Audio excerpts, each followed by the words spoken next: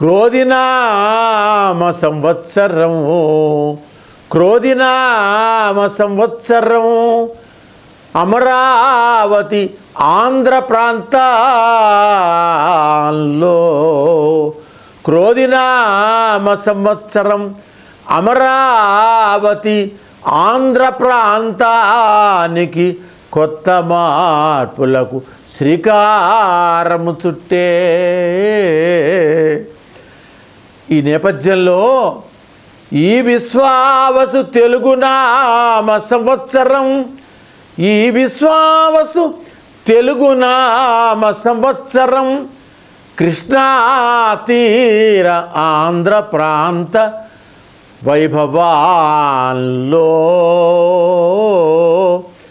చంద్రకాంతి వెన్నెల కాంతి ప్రసరించగా లోకేశుడై లోకేశుడై కాలగతిని మార్చ చూడంగా జగతిని నవ్యబాటలో పయనింపజేయటానికి కొత్త మార్పులకు కొంగొత్త కాంతికి బంగారు బాటలు వేయ నేపథ్యంలో అడుగిడింది ఈ విశ్వావసు తెలుగు నామ సంవత్సర ఉగాది. మనకి కాలమాన పట్టికలో సంవత్సరంలో 365 రోజులు ఉంటాయి. ఈ 365 రోజుల్లో ప్రతిరోజు ఒక వైవిధ్యభరితంగా ఉంటుంది. మనకి ఎప్పుడూ ఒకే రకం ఉండదు. కాలగతిలో ఎన్నో మార్పులు జరుగుతూ ఉంటాయి.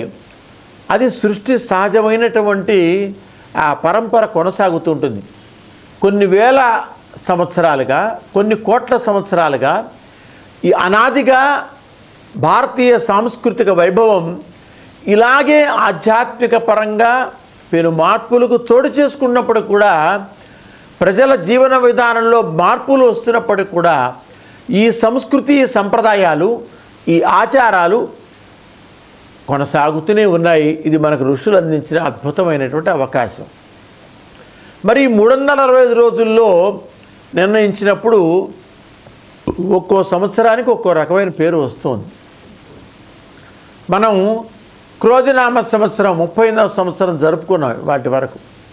ఈవేళ 35వ సంవత్సరం అంటే ప్రభవ విభవ ఇక్కడి నుంచి ప్రారంభమై చివరి వరకు కూడా 60 సంవత్సరాల్లో మధ్యస్థంగా 39వ సంవత్సరం మనం ఈ విశ్వావసు తెలుగు నామ సంవత్సరంలోకి అడుగుడాం. విశ్వావసు అంటే చాలా పురాతనమైన ప్రాకృతమైన పేరు కూడా ఇది. పురారవులకు చెందినటువంటి ఒక అద్భుతమైనటువంటి నామాలు ఇది కూడా ఒకటి. అంతకు మించి నిత్యం కనకదుర్గమ్మని సేవిస్తూ ఉంటాం మనం. కరుణనొసగే కనకదుర్గవు జగములేలే జయకరీ మహితనేత్రి మధురగాత్రి మాతరోమం పాగి పాగి.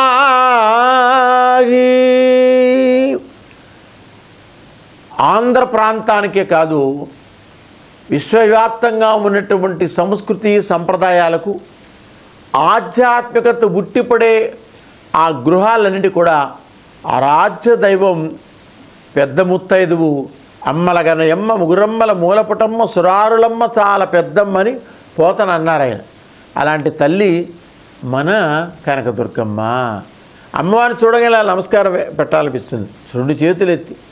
అలాగా ఆ తల్లి పాదాల నుంచి ప్రవహించేటు కృష్ణా తీర ప్రాంతంలో అనేక మంది ఋషులు, యోగులు, సిద్ధపురుషులు, కళామూర్తులు, ఉద్యమకారులు ఉద్భవించి ఈ ప్రాంతాన్ని అనేక విధాల సస్యశ్యామలం చేశారు. వారి వారి శక్తియుక్తులను ధారపోసి వీరందరిలో కూడా ఈ విశ్వావసు ఆ శక్తి నిబిడీకృతమైంది. అందుకని విశ్వావసు అంటే బలమైనది, శక్తివంతమైనది, వెల్ ఆఫ్ అని కూడా మనం చెప్తూ ఉంటాం ఇంగ్లీష్లో. అంటే ప్రాచీనమైన పదాలు తీసుకున్నా, ఆంగ్ల పదాలు తీసుకున్నా ఎనర్జీ లెవెల్స్ పెరిగేటువంటి అవకాశం ఉన్నటువంటి సంవత్సరం విశ్వావసు నామ సంవత్సరం.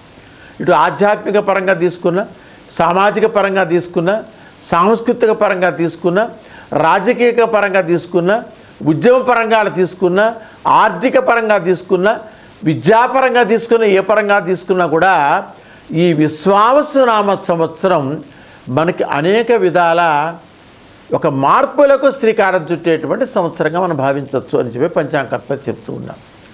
దానికి ఇంద్రకీలాద్రిపై వెలిసినటువంటి కనకదుర్గమ్మ ప్రబల సాక్ష్యంగా నిలిచిపోనున్నది. కొన్ని కోట్ల సంవత్సరాలుగా అమ్మవారు అలాగా అందరిని చూస్తూ కనురెప్ప ఆర్పకుండా మార్పులను చూస్తూ ఉన్నది. పుణ్యం చేసుకున్న వాళ్ళని అమ్మ అనుగ్రహిస్తున్నది.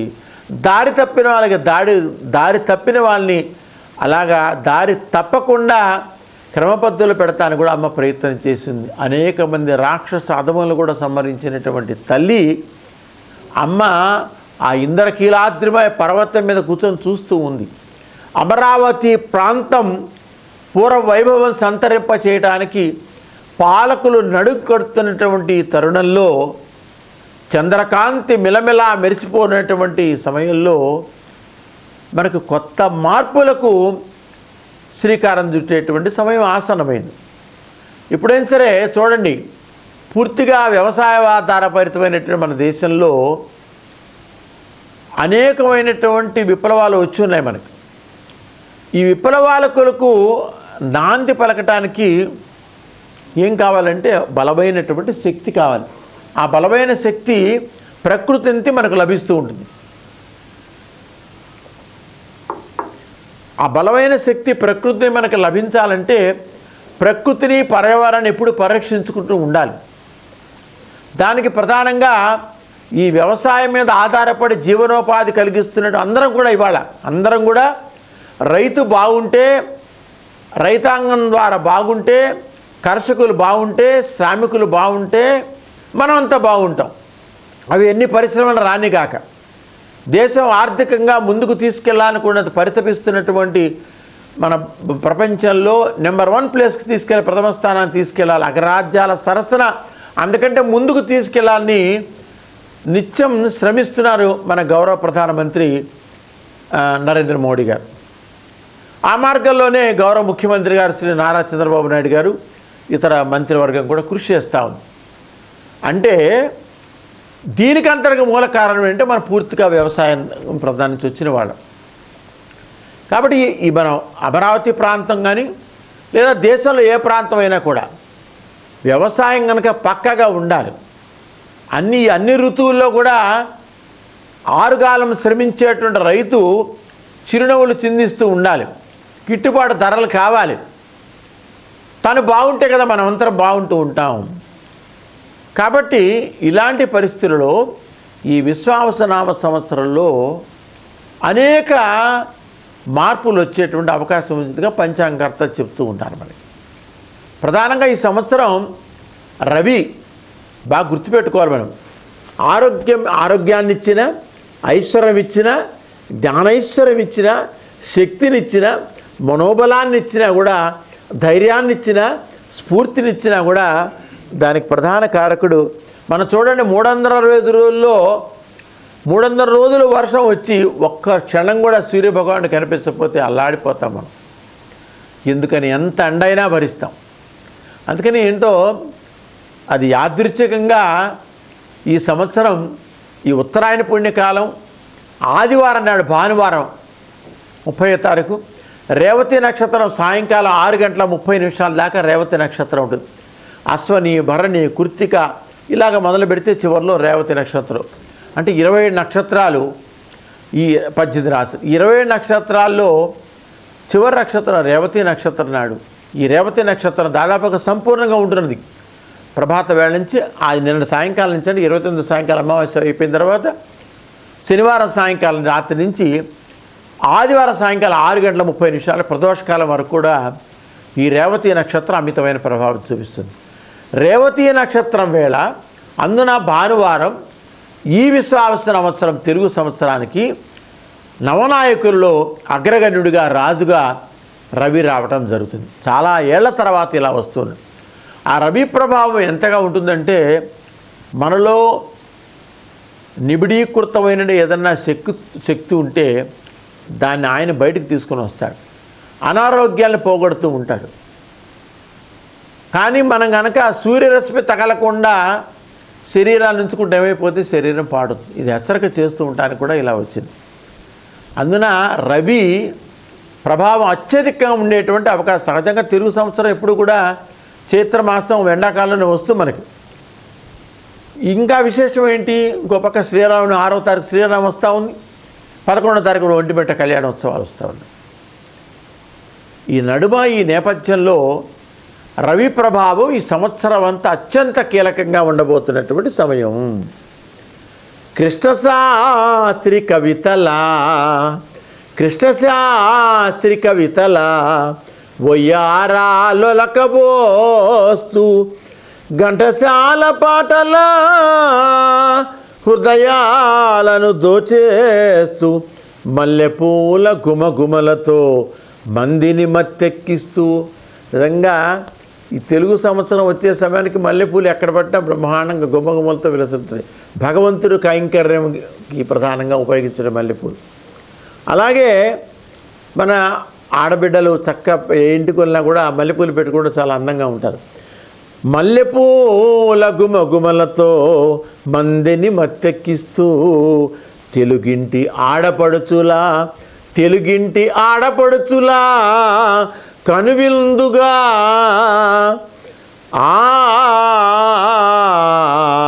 ఆమని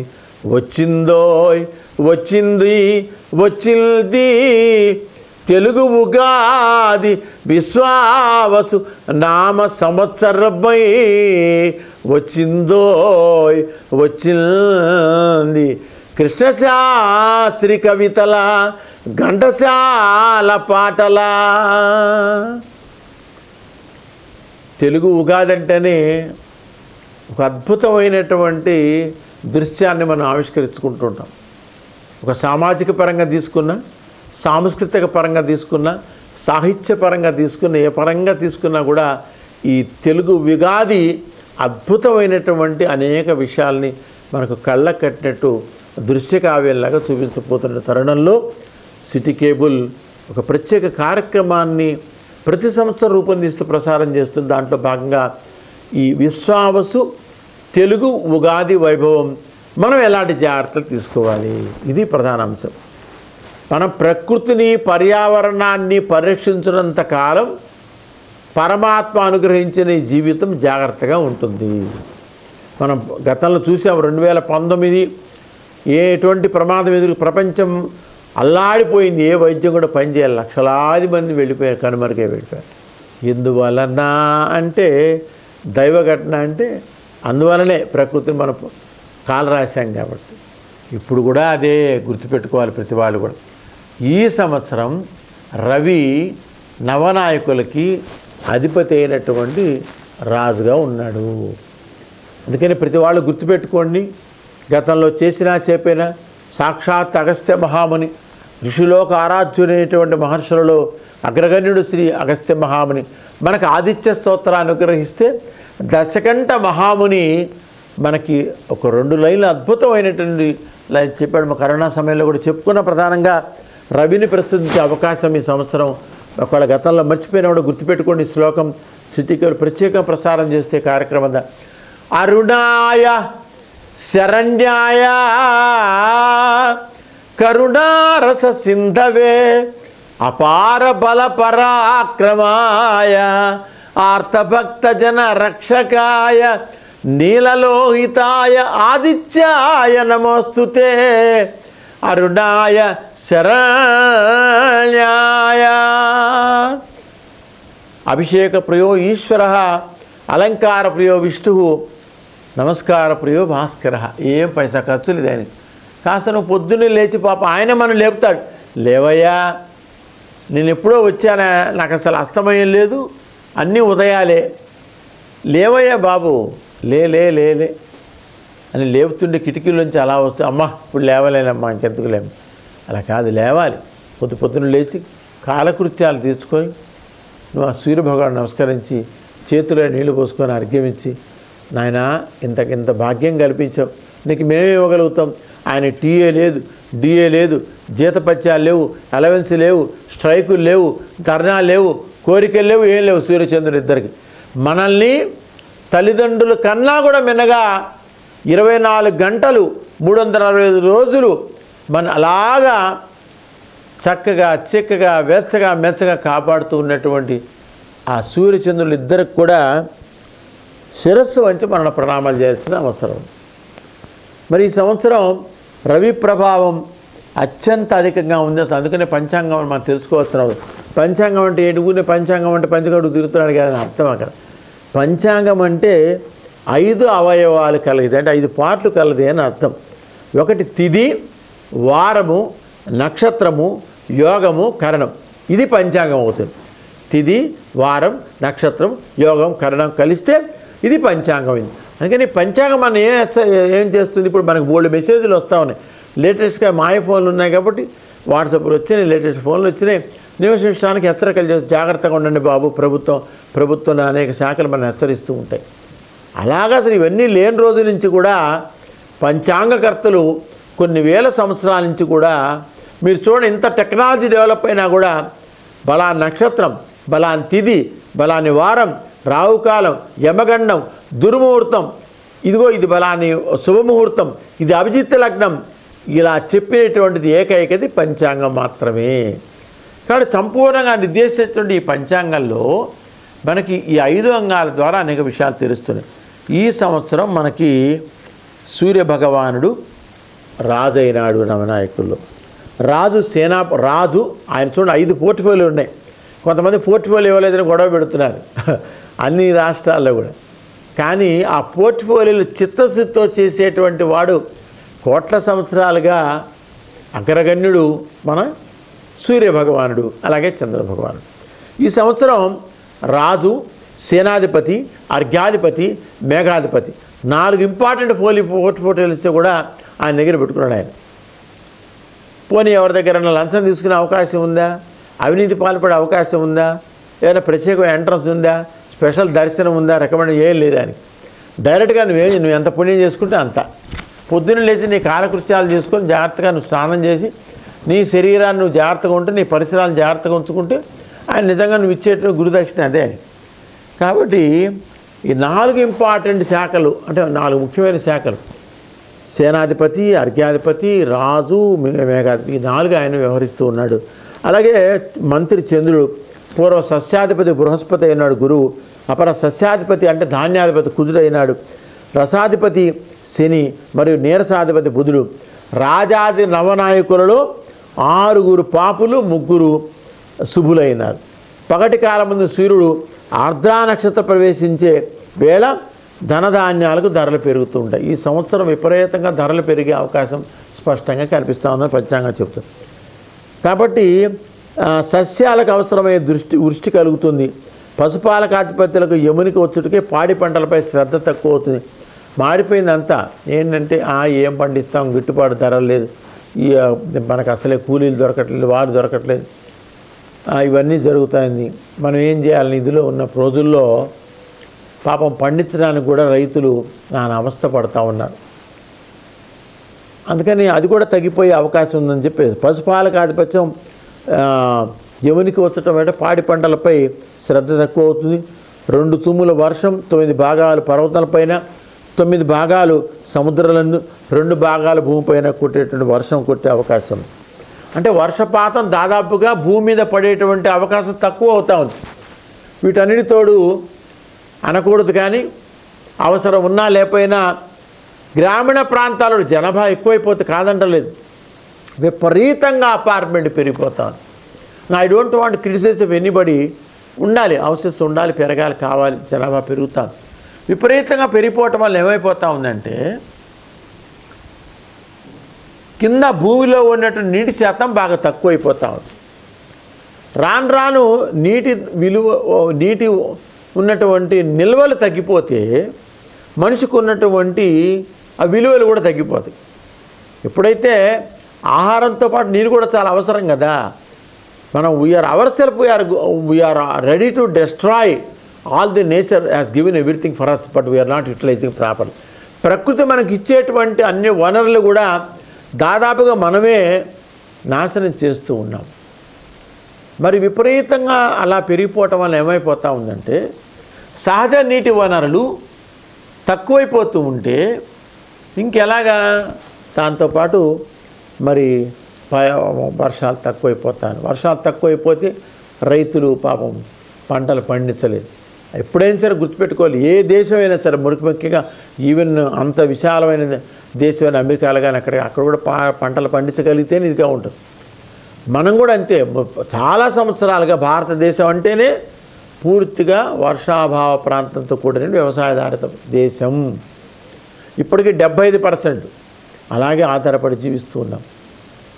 మనం ఇలా ఇవన్నీ కట్టుకునే బట్ట, తినే తిండి, ఆహారం, నడిచే ఇది మొత్తం కూడా రైతులు పండించేటి పంటల మీద వచ్చేటి శ్రమ మీద ఆధారపడుతూ ఉన్నాయి మనకి. కానీ రైతులకి ఎప్పుడైతే వాళ్ళకి కళ్ళల్లో ఆనంద బాష్పాలు లేకుండా రైతుల్లో కళ్ళమ్మటి కనుక బాధ వ్యక్తమైతే, వేదనాభరిత జీవితం అయితే ప్రకృతి మాత కూడా బాధపడుతుంది. కాబట్టి ప్రకృతిని, పర్యావరణాన్ని పరీక్షిస్తూ కనుక ముందుకు వెళ్ళగలిగితే మనం ఎన్ని ఆటుపోట్లు వచ్చినా తట్టుకునే అవకాశం ఉంటుంది అని మనకి పంచాంగం ద్వారా హెచ్చరికలు జరుగుతాయి. కాబట్టి వర్షం ఈ సంవత్సరం తక్కువ పడేటువంటి, అంటే వర్ష ప్రభావం తక్కువగా ఉండేటి, వర్ష శాతం తక్కువనే అవకాశం ఉంది. కాబట్టి జాగ్రత్తగా ఉండాల్సిన అవసరం. ఎర్రని భూములు విశేషంగా రాణిస్తాయి. మొత్తం 16 వేసముల పంటకు 8 వేసముల పంటే చేతికి అందే అవకాశం. చూసారా, చెప్తున్నారు పంచాంగకర్తలు. 16 వీసములు అంటే దాదాపుగా పంట కనుక వేస్తే 8 మాత్రమే వచ్చే అవకాశం ఉందంటే సరైనటువంటి నీరు లేక, సాగునీరు, తాగునీరు పుష్కలంగా మనకు బోలెని జీవనదులు ఉన్నాయి, అయినా కూడా మనం సరిగ్గా ఉపయోగించుకోలేకపోతే. చూద్దాం మరి గౌరవ ముఖ్యమంత్రి గారి ముందు చూపుతో ఈ రాష్ట్రంలో అనేక పెనుమార్పులు చోటు చేసుకొని కొత్త ప్రాజెక్టులు వచ్చి పాత ప్రాజెక్టులు ఏదైతే నిర్దేశకత్వంగా నిర్ణయించిన విధంగా ప్రాజెక్టులు పూర్తయి రైతాంగానికి సాగునీరు, తాగునీరు వస్తే మిగతా అందరూ కూడా మంచి, ప్రజలందరూ కూడా మంచి మేలు జరిగే అవకాశం రావాలని మనం కోరుకుంటూ ఉన్నాం. పాలకులు ఇంకా అంత శ్రద్ధ వహించాల్సిన అవసరం పరిపూర్ణంగా ఉంది. ఇచ్చిన మాట నిలబెట్టుకోవటంలో రాజీ పడకుండా ఉండాలి. అవినీతికి తావులేనటువంటి అవకాశం ఇవ్వాల్సిన అవసరం ఉంది. ప్రజలు బాగా ఆశిస్తూ ఉన్నారు. జ్యేష్ఠ శుద్ధ ద్వాదశి నాటికి తొలకరి వర్షాలు కురుస్తాయి. జ్యేష్ఠ శుద్ధ ద్వాదశి నాటికి తొలకరి వర్షాలు కురుస్తాయి. కాబట్టి కర్తరి నిర్ణయం కూడా 4/5/2025 వైశాఖ శుద్ధ అష్టమి ఆదివారం సాయంకాలం 6:40 డొల్లు కర్తర ప్రారంభమవుతుంది. 11/5/2025 వైశాఖ శుద్ధ చతుర్దశి ఆదివారం సాయంకాలం 5:31 నిజకర్తరే కృతికార్త స్టార్ట్ అవుతుంది మనకి. 28/5/2025 జ్యేష్ఠ శుద్ధ విద్యా బుధవారం రాత్రి 1:20 నిజకర్తరి త్యాగం అవుతుంది. కాబట్టి మొదటి కర్తరి డొలు కర్తరి ప్రారంభం 4/5/25 వైశాఖ శుద్ధ అష్టమి నాడు ఆదివారం.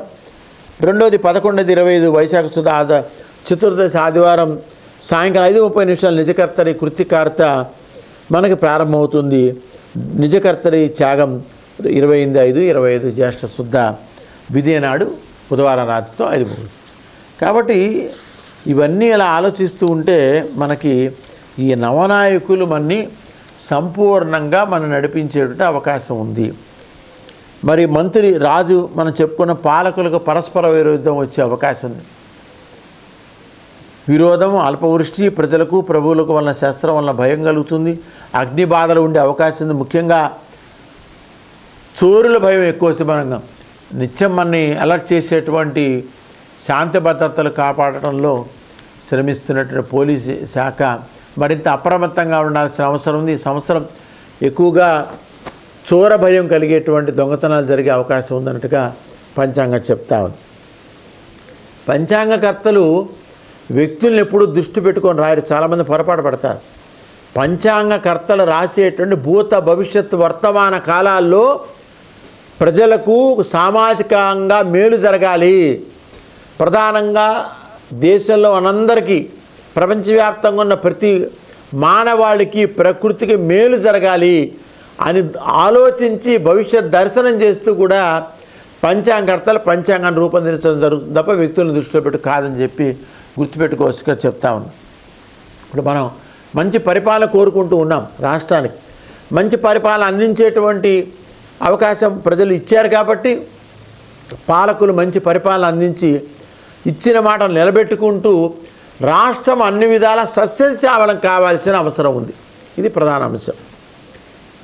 మరి ఈ రాజు రవి అవటం వల్ల పాలకుల మధ్య వైరుధ్యం వచ్చే అవకాశం స్పష్టంగా జూలై నుంచి అక్టోబర్ మాసంలో కనిపిస్తాం.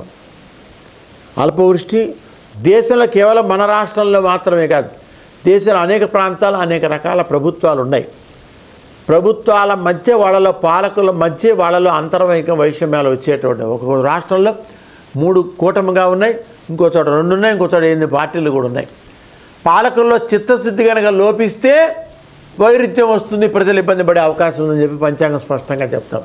ఇవన్నీ కూడా అప్రమత్తం. మనకి ప్రభుత్వ యంత్రాంగం నివసించామని ఎట్లా బాబు వర్షాలు కురిసే అవకాశం ఉంది, పిడుగులు పడే అవకాశం ఉంది, జాగ్రత్త అని మనం ఎలా అయితే హెచ్చరిస్తూ ఉన్నారో ఇది కూడా పంచాంగం కూడా పాలకుల్ని హెచ్చరిస్తూ ఉంది.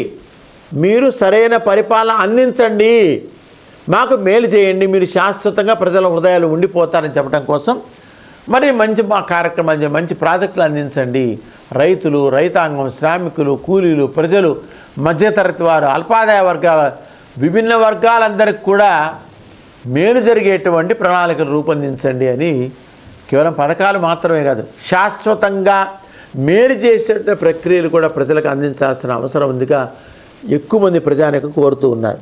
మంత్రి చంద్రుడు మంత్రి అవ్వటం వల్ల ప్రజాభ్యుదయం, రాజకీయాభ్యుదయం, రాజులకు అభివృద్ధి ఎందు దృష్టిని మనం ఆల్రెడీ చెప్పుకున్న కొత్త బాట వేస్తున్నారు. పంటలు బాగా పండేటువంటి అవకాశం ఉన్నా సద్వినియోగం చేయాల్సిన అవసరం చంద్రప్రభావం ఉంటుంది. చంద్రమా మనసో జాత, చంద్రుడు మనస్సు మీద లయకారకుడు కాబట్టి మనస్సు మీద ప్రభావం చూపిస్తాడు కాబట్టి ఆ ప్రభావం పాలనా వ్యవస్థ మీద కూడా ఉండేటువంటి అవకాశం ఉంది. కాబట్టి వాళ్ళు తీసుకున్న నిర్ణయాలు మొత్తం ప్రజానీకానికి, అధిక శాతం ప్రజానికి అందరికీ కూడా మేలు జరిగే అన్ని వర్గాలకి, పేదలకు, సాధలకు, ఉన్నవాళ్ళకు, లేని వాళ్ళకి, మనసు ఉన్న వాళ్ళకి, మనసు లేని వాళ్ళకి, అందరూ అన్ని వర్గాలు కూడా మేలు జరిగేలా చేయాల్సిన అవసరం. కాబట్టి పంటలు బాగా ఫలిస్తాయి, ఆహార ధాన్యాల కొరత కొంతగా తీరే అవకాశం ఉంది, పశువులకు ధరలు పెరుగుతాయి, తర్వాత పాడి పంటల సమృద్ధి ఉండే అవకాశం ఉంది. ఇది చంద్రుడు మంత్రి అవ్వటం వలన. కాబట్టి కిరోసిను, పెట్రోల్ ధరలు తగ్గుతాయి. బాగా ప్రధానంగా అవసరం, దాని మీద ఆధారపడి చాలా ఉన్నాయి. కిరోసిను, పెట్రోల్ ధరలు తగ్గే అవకాశం కనిపిస్తూ ఉంది. నూనె గింజలు, నెయ్యి, పంచదార, వెండి, బంగారం వంటి వస్తువుల ధరలు హెచ్చుగా నిలబడి ఉండేటువంటి అవకాశం ఇప్పుడు ఆల్రెడీ చూస్తే విపరీతంగా పెరిగిపోతాం. కాబట్టి యజ్ఞయాగాదులు చేసేటువంటి ఋషులు, ఋషిపుంగవులు, అన్ని ఆగమశాస్త్ర పండితులు, ఆచార్యస్వాములు, బ్రాహ్మణోత్తములు వారి వారి ధర్మాలని మరింత చిత్తశుద్ధితో దైవభక్తితో నెరవేర్చగలరని చెప్పి ఆ దిశగా వాళ్ళు ముందుకు సాగాలని లోక కళ్యాణ హేతు అని సంకల్పం చేస్తారు. కాబట్టి అలాగా మరింత భక్తితో ఈ కార్యక్రమాలను రూపొందిస్తారని నిర్వహిస్తారని చెప్పి కూడా పంచాంగం చెప్తా ఉంది. సేనాధిపతి రవి రాజులకు అన్యోన్య యుద్ధములు అనగా ప్రపంచ దేశాల మధ్య ఇప్పటికే మనం చూస్తున్నాం. In between Russia and Ukraine మీద అది కొనసాగుతున్నది. ప్రపంచ దేశాల మధ్య అనేక యుద్ధాలు వచ్చేటువంటి అవకాశం మనకి స్పష్టంగా పంచాంగం చెప్తా ఉంది. ఇప్పటికి మనకు అవి కనిపిస్తూ ఉన్నాయి, మేఘాలు అల్లుకొని ఉన్నాయి. మరొకటి ఎర్రని భూములు బాగా ఫలిస్తూ ఉన్నాయి. అర్ఘ్యాధిపతి వర్షములు తక్కువ ధరలు,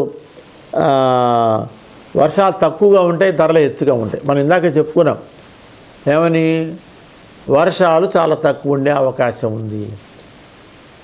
పర్వతాల మీద, సముద్రాల మీద, నదుల మీద కురుస్తాయి. భూమి మీద కురిసేటువంటి అవకాశం తక్కువ.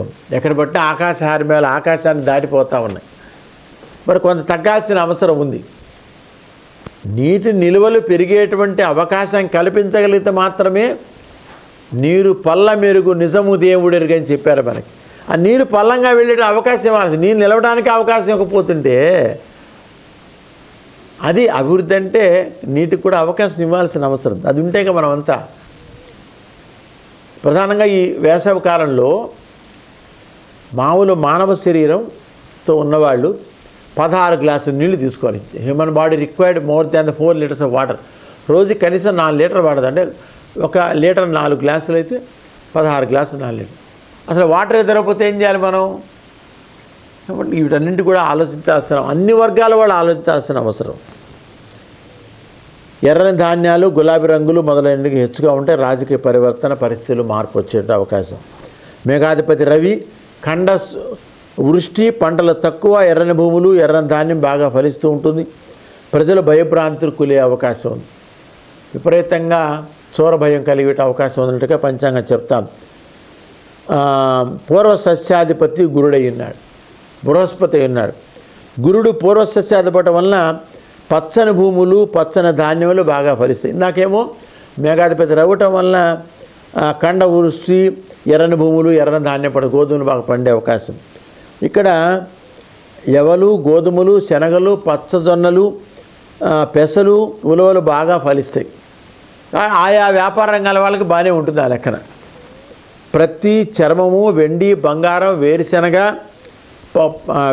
పప్పు, తగరం, రబ్బరు, బ్యాంకు, వ్యాపార వాటాలు, వస్త్రాల ధరలు తగ్గుతాయి. అపర సస్యాధిపతి ధాన్యాధిపతి కుజుడై ఉన్నాడు.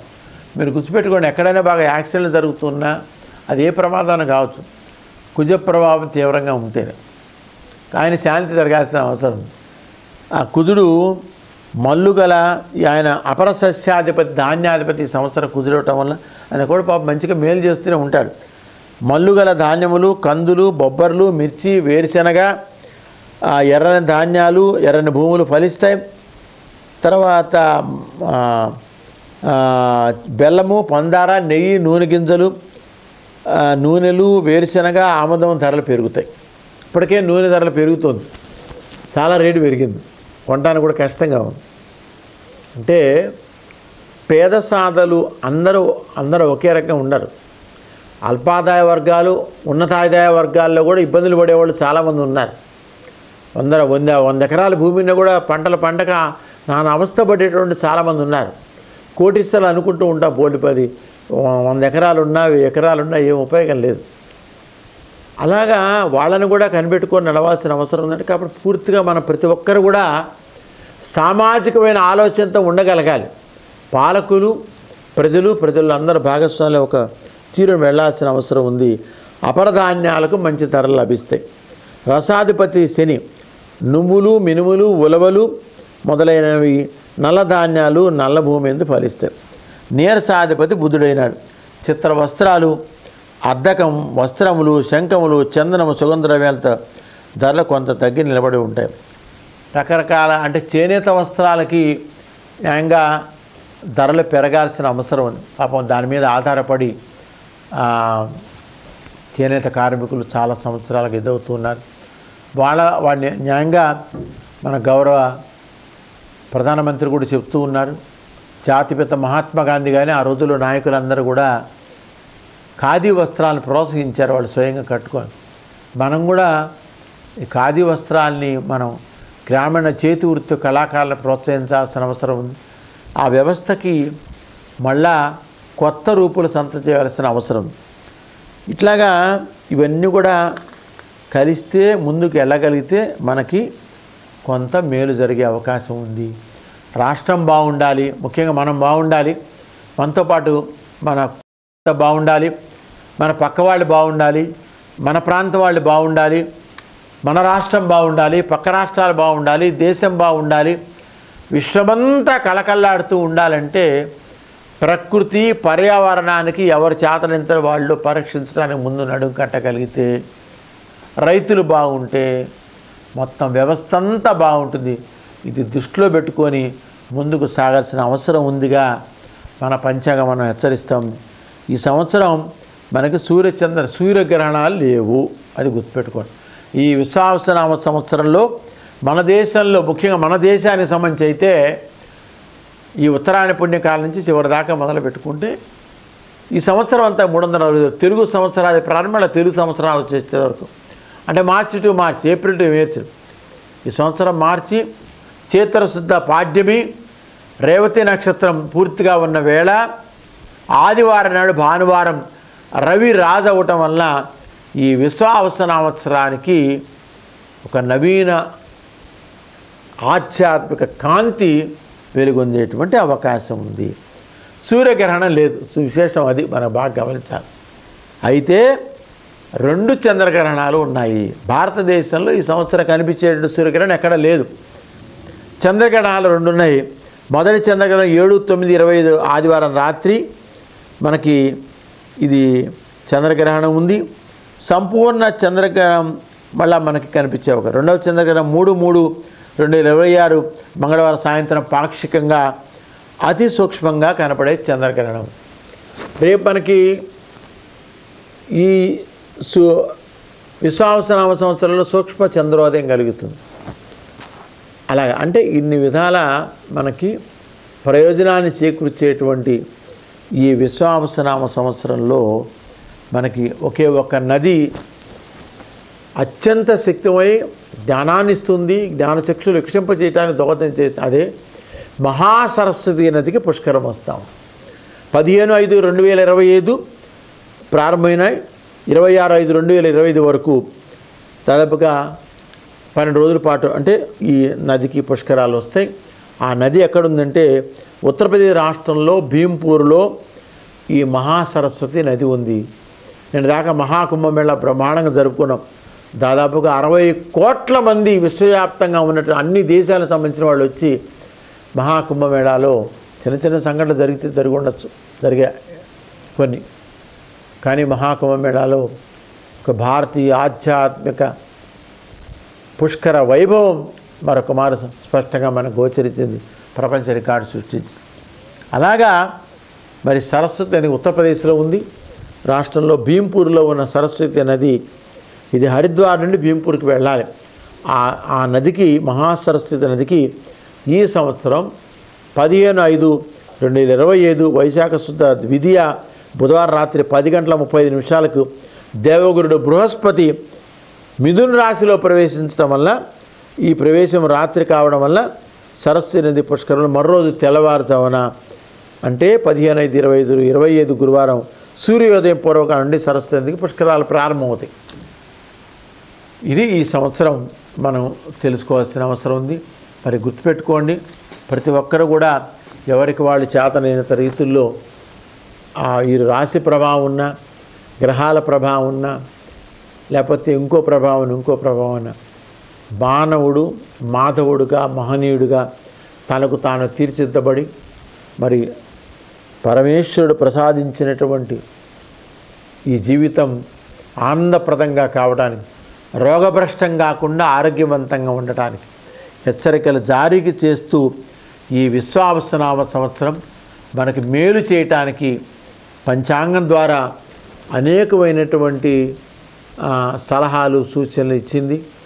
ఈ కార్యక్రమాన్ని వీక్షించి మీరు కూడా మన ఎవరికి వాళ్ళు వారి కుటుంబానికి, పక్క వాళ్ళకి, సమాజానికి, రాష్ట్రానికి, దేశానికి ఉపయోగపడే రీతిలో ఆరోగ్యవంతమైన జీవన సాఫల్యం చేసుకోవాల్సిందిగా మరొకమారు వినతి చేస్తూ, మరొకమారు విశ్వావసనామ సంవత్సరం మీ అందరికీ కళ్యాణప్రదమైనటువంటి ఆనందప్రదమైన జీవితాన్ని ప్రసాదించుగాక.